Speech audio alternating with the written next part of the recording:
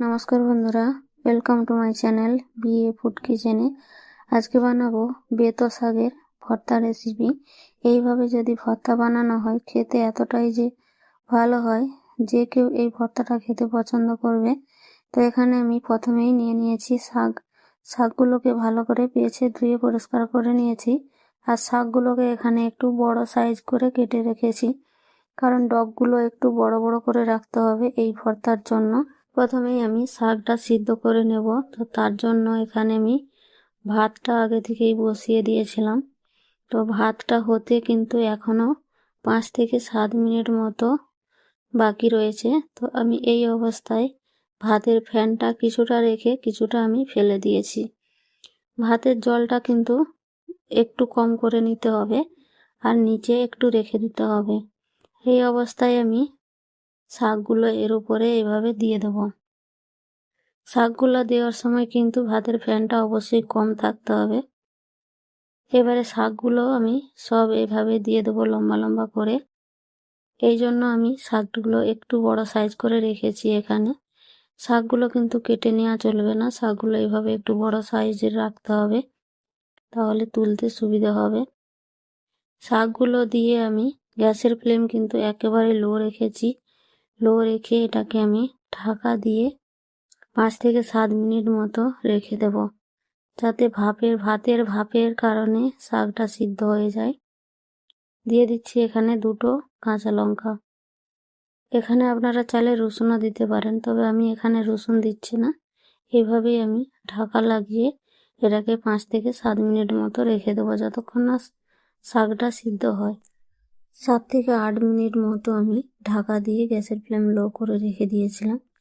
দেখতেই পাচ্ছেন শাকটা কিন্তু একেবারে সিদ্ধ হয়ে গেছে। এবারে আমি চেক করে নেব শাকটা সিদ্ধ হয়েছে কিনা। শাকটা যদি না সিদ্ধ হয় তাহলে আরও কিছুক্ষণ এখানে ঢেকে দেবেন। আমার শাকটা ভালোভাবে সিদ্ধ হয়ে গেছে, কাঁচা লঙ্কা সব কিছুই ভালোভাবে সিদ্ধ হয়ে গেছে। তো আমি এবারে এগুলোকে নামিয়ে নেব। প্রথমে আমি 2টো কাঁচা লঙ্কা তুলে নিচ্ছি। কাঁচা লঙ্কাগুলো তুলে আলাদা করে নেব। তারপর শাকগুলো আমি আস্তে আস্তে উঠিয়ে নেব।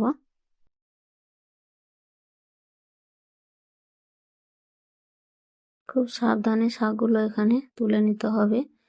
শাকগুলো যেহেতু গরম, তো হাতের সাহায্যে তো তোলা যাবে না। এইভাবে একটা চিমটার সাহায্যে আমি শাকগুলো উঠিয়ে নিচ্ছি।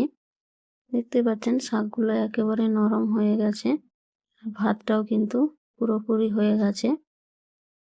আমি শাকগুলো তুলে ভাতের যে বাকিটুকু ফ্যান আছে সেইটুকু আমি ঝরিয়ে নেব। এবারে শাকগুলো তুলে ভালো করে ঠান্ডা করে নেব। শাকগুলো আমার ঠান্ডা হয়ে গেছে। এবারে আমি হাতের সাহায্যে এভাবে মেখে নেব। আপনারা চাইলে এখানে শিলবাটায় বাটতেও পারেন, কিংবা হাতেও এইভাবে মাখিয়ে নিতে পারেন, কিংবা মিক্সিতেও আপনারা চাইলে একটু ঘুরিয়ে নিতে পারেন। তবে হাতেই সব থেকে ভালো হবে, যেহেতু শাকগুলো একেবারেই নরম হয়ে গেছে। তো হাতের সাহায্যে এইভাবে মেখে নিলেই হবে। তো আমি হাতের সাহায্যে ভালো করে এগুলোকে মেখে নিচ্ছি। শাকটা এত সুন্দর সিদ্ধ হয়ে গেছে যে হাতের সাহায্যেই খুব সুন্দরভাবে মাখানো হয়ে গেছে। এবারে আমি এর মধ্যে দিয়ে দেবো স্বাদ মতো লবণ, আর দিয়ে দেবো এখানে সর্ষের তেল। ভর্তার জন্য কিন্তু সর্ষের তেলটাই অবশ্যই ব্যবহার করতে হবে। আর এখানে নিয়েছি কাঁচা পেঁয়াজ। পেঁয়াজের পরিমাণটা এখানে একটু বেশি দিতে হবে। আপনারা চাইলে যারা কাঁচা পেঁয়াজ খেতে চান না তারা কিন্তু ভেজও ব্যবহার করতে পারেন, তবে কাঁচাটা দিলেই বেশি স্বাদ হয়। আর একটা দিয়ে দিয়েছি এখানে কাঁচা লঙ্কা। এবারে কাঁচা লঙ্কাটাকে প্রথমে আমি এখানে মাখিয়ে নিচ্ছি। তো আমি একটা সিদ্ধ লঙ্কা, একটা কাঁচা লঙ্কা আমি মাখিয়েছি। আপনারা আপনাদের ঝালটা যেমন খাবেন সেই অনুযায়ী এখানে মাখিয়ে নেবেন। এবারে সব কিছুকে ভালো করে এখানে মেখে নিতে হবে। তো ভর্তা আমাদের একেবারে রেডি। গরম গরম ভাতের সাথে খেতে কিন্তু একেবারে অসাধারণ লাগে। আমার মেয়ে তো ভাত এটা দিয়েই খেয়ে নিয়েছে, এতটাই এর স্বাদ হয়েছিল। তো আজকের ভর্তা রেসিপি যদি ভালো লাগে তো একটা লাইক কমেন্ট করে দেবেন, শেয়ার করতে ভুলবেন না। নতুন বন্ধু হয়ে থাকলে চ্যানেলটাকে সাবস্ক্রাইব করে আমার পাশে থাকবেন। থ্যাংক ইউ দেখার জন্য।